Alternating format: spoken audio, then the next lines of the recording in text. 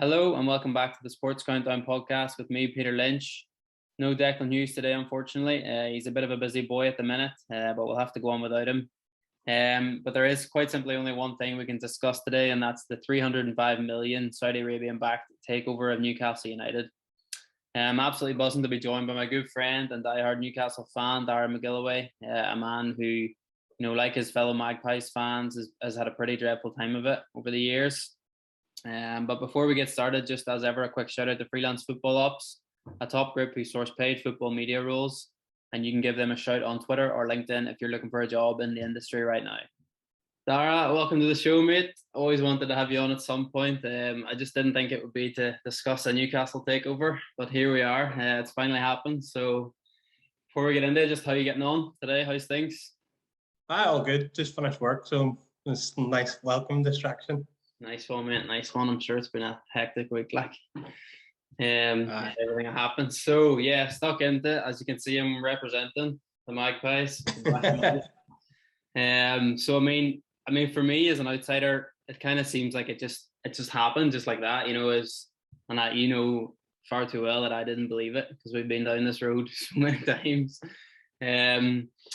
Obviously not out of nowhere for a Newcastle fan. It was kind of the longest day of your life, I would say, one of them anyway. But what was the emotions straight away whenever it was finally announced? Well, it was weird to begin with because I know you said about it like coming out of the blue for you, but even last week there seemed to be a court hearing, and there was talk from like the Premier League about how it could be January, and Mike Ashley was arguing that the new owner might not be around in January to take over. So to go from that to being taken over by them inside a week, it was chaos. But I just remember seeing on my phone on Wednesday just about how the piracy issue had been solved, and I just didn't pay any attention to that because there's that many different issues that it was almost like at least that one is solved, so it might be a bit closer. But just the fact that it's been like 4 years or something in the making. Yeah, scary, man. Unbelievable. But it's finally happened, and the whole Newcastle's like going absolutely mental. Even you see Sam Fender on the news or some program this morning. Unbelievable. Representing. I'd seen that. I still on the same tracksuit top as last night. Class. So yeah, I mean, obviously, I think we should just mention. I know there's been a little bit of a debate on Twitter. There's obviously the ethical concerns of the deal. Plenty of reports. The human rights abuses and the poor treatment of women, especially in Saudi Arabia. Of course, it shouldn't happen. To be honest, I don't think they get solved here on a podcast. So I think it's just only right to mention that, but just so people are a bit more aware. But yeah, their arrival means the departure of somebody else, and that someone is Mike Ashley, the man himself. 14 years of pain, I would say, for a Newcastle fan. Relegations, club legends kind of just being disregarded, managerial turnarounds. What would you say if you could pick out, some of the worst parts for you? Oh, there's been that many. Like you say, it's been 14 years. Yeah. And it's just been almost 14 years of nothing. You've mentioned about the legends of the club. So Kevin Keegan, obviously, the first time he would have managed, I would have been a bit too young for that anyway. But brought him back in and then just to undermine him by bringing in Dennis Wise as a director of football, who was buying players based on videos on YouTube. And then Kevin Keegan obviously took them to court and won a constructive dismissal case and hasn't been back since. And then Alan Shearer was brought in, obviously, as the manager to try and keep them up. And Mike Ashley said that was the best decision he'd ever made as the owner. Shook hands with Alan Shearer to keep him on for the championship season. Yeah. Left the meeting. Alan Shearer never spoke to him ever again. So there's those decisions. There's things such as renaming St James's Park to sportsdirect.com at St James's Park, promoting his business on the cheap. I've never seen as many Sports Direct logos in one area. Yeah. So I did hear earlier that apparently they are still staying there in the short term. So I don't know if that's part of the agreement to sell. or how long they will be there for. But there's that many different things. Another one would be the fact that there hasn't been a cup run of any substance in 14 years. Never reached the semi-final in any cup competition. They've been in Europe once in 14 years. 2 relegations, like you say. I'd seen something about how before Mike Ashley came involved in Newcastle, they've been in Europe something like 10 of the previous 12 seasons, I think it was.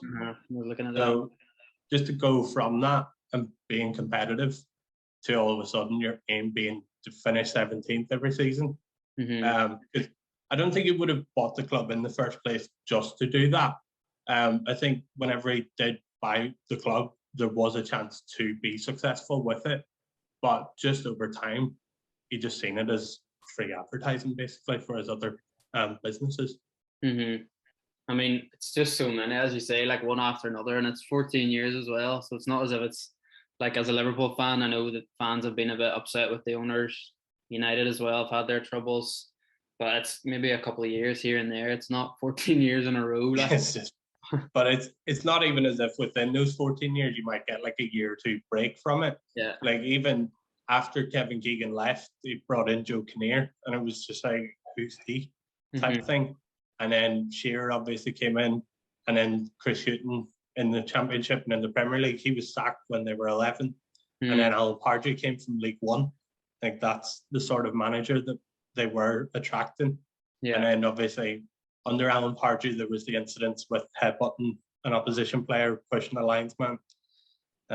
Crazy under him. And then he went then obviously to Crystal Palace, and there was the best coach in the world, John Carver, came involved, and then Steve McLaren. And Steve McLaren was backed quite heavily in his 9 months, I think he was under there. And then obviously Rafa came along, which was the total opposite of what had been going on. Yeah. But even the situation when Rafa came along, he had to approach Newcastle for the job. It wasn't Newcastle approaching Rafa. Yeah. So I think they were taken aback that someone of that caliber wanted the job in the first place. And then obviously they just never backed him anyway, because they just believed that he was capable of keeping them up every season, like every other previous manager. Spot on for Rafa. Couldn't believe he went there, but he did. That kind of leads us, but that leads us perfectly into the man who's in charge at the minute, Steve Bruce. Obviously, have to talk about him. 0 wins in 7 league games this season. I don't mean to remind you of it. 3 points, 16 goals conceded, and that's the most along with Norwich. I was reading there's a Newcastle United Supporters Trust survey this week. 94% of fans want him gone. And even he has come out already saying he fears for his job. So it doesn't really look good for him. So, I mean, just kind of want to know what you would have voted maybe in that survey. And, you know, kind of, could you summarize his time at the club, and will he be gone by as soon as January, do you think? So I think with Steve Bruce, had I voted in that, I would have also voted for him to leave, that I want to see him leave. Yeah. I just think it's crazy how you can go from someone like Rafa to paying £4 million for Steve Bruce, who wasn't in the Premier League at the time. Yeah. I don't think Steve Bruce would get another Premier League job once he leaves Newcastle at the moment. I don't see what other team would take him at this moment in time. The football under Steve Bruce hasn't been good at all. Yeah. So under the previous manager, you could see how the teams were always set up. So sometimes it might have been defensive, but there was a structure. Whereas Steve Bruce just seems to be kind of get as many men behind the ball and just hope for the best. So even the way that he would talk in press conferences, I don't know if you would have noticed it yourself, but he just constantly talks up the other team every single week. Talks about how good they are and how he hopes that his team might get something. Yeah, that's and good. It's not been great seeing a team that could defend turn into what they have. And then, like you say, there's been no wins this season. But it's not as if they've actually played any of the big teams outside of Man United either. Yeah. So I think it was West Ham the first day of the season, and in the second half they just collapsed in that game. I think they conceded 3 in the second half. Wolves last week was awful again. Both of the goals that were conceded, but Leeds could have went anyway that match. I think both teams attacked, but Steve Bruce again came out saying about that game about how it was so great for the neutral who would have been watching. It's just like, but it's not his job to entertain teams or neutrals. Sorry, his job is to win games of football as the manager of a team. The Watford game, in fairness, you couldn't criticise them for that. They should have won that one quite comfortably. But there's just been too many games where they've just been hanging on and they do get a bit of luck or something goes their way. But another thing with Steve Bruce is just the number of times that he plays players out of position. So a lot. At the beginning of the season, he'd done a Q&A. And someone did pull him up over it and ask why he does play players out of position. And his response to that was that he doesn't think that he plays them out of position. And it was just kind of like, well, now that he said that, everyone's going to look out for it. So he's trying to play this back 5, but he's got 2 wingers as wing backs. He's got Miguel Almiron as a centre midfielder. Ryan Fraser played centre midfield in pre-season just because he doesn't play with wingers. So he's trying to fit them in somewhere. He's got St. Maximin up front. Whenever Callum Wilson's not there, he's good, but he's not a striker. At the same time, so it's crazy. There's just there's so much reliance on St. Maximin for everything. Like he's such a good player, and it's I don't want to mention it, but he could be gone. Like if things don't improve, but it looks like they will improve, and it looks like he'll be joined by better players because he definitely deserves it. With St. Maximin, it always seemed that the tactic was plan A was to get the ball to St. Maximin and just hope he could do something. And plan B, if plan A didn't work, was to still give the ball to St. Maximin and hope he could do something this time. So, and even Almiron as well, it's kind of a lot of reliance on him just to get the ball and run, and he just gets fouled half the time. Exactly. It's not a tactic, as you say, and in the Premier League as well. Whenever you could have a manager who knows how to manage players a bit better and knows how to approach games.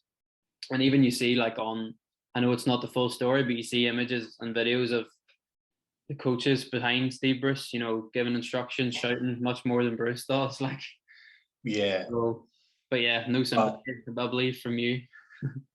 No, well, I would have sympathy with him on the fact that he is about to lose his job if the reports are to be true. But at the same time, I can't have any sympathy based on the performances and how he's gone about doing the job anyway.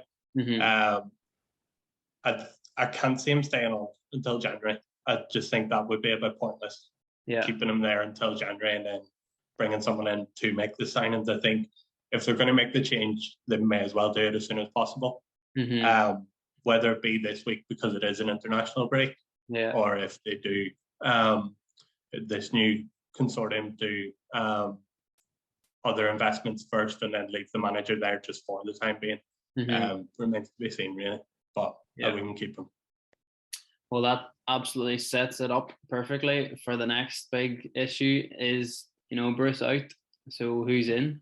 Who do you want? Who's realistic? Who's your dream? What's the sort of names? I've seen Conte being mentioned. That's about it. Well, I think with the managers, I think Conte would be the ideal manager because he is out of work and he has that big name. But I think at the same time, you would have to remember that Newcastle are 19th in the league and they can't buy anyone until January. Of course. So I can't see Conte going there at the moment. Another couple of names that have been linked that I think are a bit out there. Brendan Rodgers has been linked, and I would like to see him, but again, I can't see it at this moment in time. And Roberto Mancini is another one that I wouldn't mind, just because he obviously has that experience of doing it with Man City previous. So I think the more realistic appointments would be someone like a Steven Gerrard, for example. Obviously, he has done well at Rangers. He's won a league and everything at Rangers. But again, whether he would want to leave Rangers at the moment in the middle of the season when they could defend their title. Yeah. But I think, again, it's sort of looking towards out-of-work managers. So someone like Frank Lampard, would he be experienced enough? Someone like Eddie Howe could come in, with Graham Jones staying on as a coach under him because they've worked together before. So I think it remains to be seen. I think the consortium would have like Rafa to still be there, because obviously this takeover has been in the works for 12 to 18 months, and he was there the whole time. So I think there was always that belief of Rafa being in charge for the takeover, but I couldn't see him leaving Everton so early. I think it would have to be someone brand new. Yeah. I mean, I guess you want somebody, you mentioned the experience there. You kind of don't want a super inexperienced guy just coming in there and thinking he can spend all the money on the world on players. Yeah. I don't think it's going to work like that. But yeah, definitely a few names. I mean, Ranieri, I guess, would have been another potential, but he's obviously just gone to Watford. He might be regretting that. Maybe a week too early from him, but he would have been a decent name. So yeah, that's managers then. So, I mean, I guess we have to talk about players. Just, I mean, the plan, I've seen on Twitter, all over Twitter, of course, there's fans dreaming of a star-studded 11, you know. The Mbappe's, Haaland's, Pedri, I saw those three in a graphic already. It's already kicking off, but that's modern day football for you. But you know, can you see that happening? Can you see it coming straight away, or do you think it's going to be a bit more gradual, a bit over the years kind of thing? I would imagine it would be a lot more gradual than Mbappe signing on a free in January. Yeah. I couldn't see that happening straight away to begin with. But I think it would be a lot more gradual than that, because the players that are there at the moment, obviously they would need to be moved on as well. Of the current squad, I would say there would be a maximum of 5 or 6 maybe that you could argue to begin with you would be happy enough for them to remain. But the others, they've just not been good enough, or they've been at the club for too long. Like the number of players that are still there that were there in the championship season, which is nearly 4 years ago at this stage, maybe. It's crazy just because they don't sell players or they just don't get any offers for players. So even this summer, for example, Joe Willock was the only permanent signing. The big name. But it wasn't strengthening the squad because he was already there. Yeah. And then there was a couple of defenders. I think Kieran Clark might have been one off the top of my head, and Fernandez and Dummett, who were in the last year of their contract, but they've got automatic renewals just because they wouldn't want to lose them on a free. But then no one is actually interested in taking them.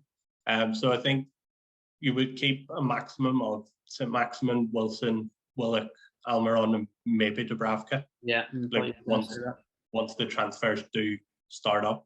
But I can't see the transfers being huge signings to begin with. Yeah, I think I have to agree with you there. It's just obviously because of the timing as well, and you know, January is kind of famously not a big time where people spend a lot of money, and players are kind of comfortable where they are. It's always the summer months, so I mean, it kind of maybe works well. You know, it gives everyone a bit of time, maybe even gives the kind of current players a bit of a chance to prove that they should be there. But I don't know how many should be there, to be fair, other than the ones you mentioned. But that'll be interesting to follow for sure. I mean, as a Liverpool fan, as I said, you don't want all these guys arriving at Newcastle instead of Liverpool, instead of United and Chelsea. But it realistically could happen with the money that's there.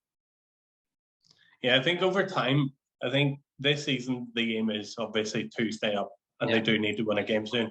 I think the next 4 games are Spurs at home, which has already sold out for next week. And then there's Crystal Palace away, Chelsea at home, and Brighton away. So they do still have a lot of the bigger teams within the league to play before January comes around. So it could still be a struggle to get points on the board until January. But at the same time, because of this news, it should be a massive lift. Having everyone back in the stadium and back together. Absolutely. Yeah. You'd like to think so, and just because it's been so long. So yeah, I mean, obviously those names I mentioned, we talked about Mbappe there. I don't know if we should still talk about him, but we'll just go straight into our countdown for this week. So for those who don't know, we like to ask our guests for a top 3 countdown related to the topic of the week. And this week we're going to ask you, Daire, for 3 names that you think would be good for the club. I mean, you can be realistic, you can dare to dream, however you think. I think you deserve it, to be fair. Yeah, just 3 names, counting down from 3 to 1, who you think, who's going to fit in well at Newcastle. Well, as much as I would love to say Mbappe next summer, Mo Salah because of his contract issues, and someone else that's a big name, I actually did keep it a bit realistic and a bit short term as well. So my number 3, I would say Jesse Lingard, based on the last 12 months or so. Just the fact that he was at Man United, he wasn't getting any games. He obviously went to West Ham, done well on loan. So I was surprised to see him go back to Man United. And then obviously they've gone and bought Ronaldo in the summer and everything. So I think with his limited game time, January, once that comes around again, he might look for a change just to keep himself in the England squad as well. Yeah, spot on. Absolutely. I was annoyed, to be honest, whenever he went back to United, and I just thought West Ham, perfect chance for him there. But then they've brought in a few players, and they have a lot of players in that position anyway. So, but yeah, a club like Newcastle, you think would be perfect for that man. So number 2, put in Rafinha from Leeds. Nice. That won't go down well with the Leeds fans. Well, I just think Rafinha is one of the best players outside of the bigger clubs in the league. So I think it is just a name. It's not a name, but a player who would be exciting for the fans. Him and Saint-Maximin in the same team. Would be someone else. Dangerous. But I would definitely be welcome if he signed. Yeah, you need to start playing the formation though, the right formation when that allows wide play. Because he can to see him. Afraid. Well, he could probably still do a job, but yeah, you'd rather him out wide. Yeah, definitely. And then for number 1, I followed the Man City approach. I thought they need a big name, like a Robinho type signing to get the other big names in. So I was thinking potentially Aaron Ramsey, because he's only started 1 game all season. Nice. He's played more minutes for Wales, I think, this year than he has for Juventus. Wow. But I thought against that, and I've decided still following Man City on the Brazilian approach as well. Coutinho. Yeah. Coutinho back to the Premier League. I thought it would come up in this podcast, to be fair, at some stage. Yeah, I can see that one happening for sure. But what a signing that would be. I mean, that would be ridiculous. Definitely. Just wouldn't be used to that at all after the last 14 years. You wouldn't know someone like that rocking up. After what he did at Liverpool, like it's just, and that would be insane. But we never know, man. I hope you're right, because I think it's about time for Newcastle fans to witness some magic. Definitely. I think it's not even the fact that they are now the richest club in the world, if it is to be believed. I think it is just the fact that Mike Ashley has gone. So it is a club that are going to try and compete again, rather than get knocked out of cup competitions as soon as possible and aim for 17th all of the time. Just a team that is going to try and win a few games here and there.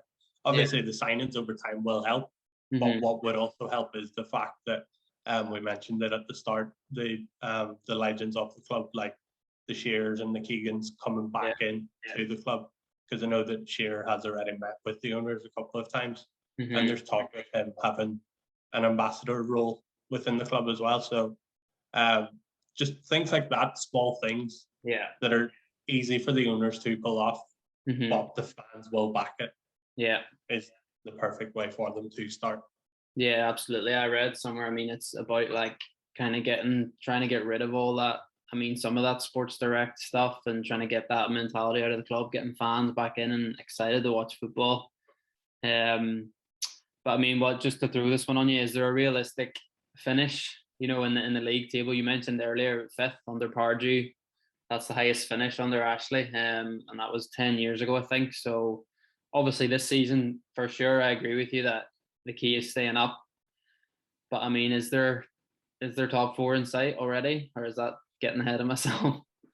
I think that is getting ahead of yourself. I think the progression, I think majority would like to see it being more like Leicester.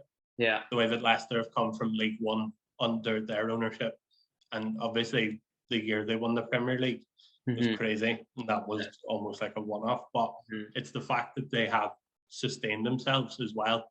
Yeah. By winning Champions League, playing Europa League for the last few seasons now as well.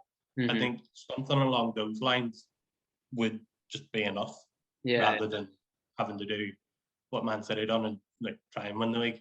I think majority would be happy taking the Leicester approach to things. Yeah, spot on. Well, buzzing for you and all Newcastle fans. You know, it's been a long time coming. Hope it works out the way you all expect it to.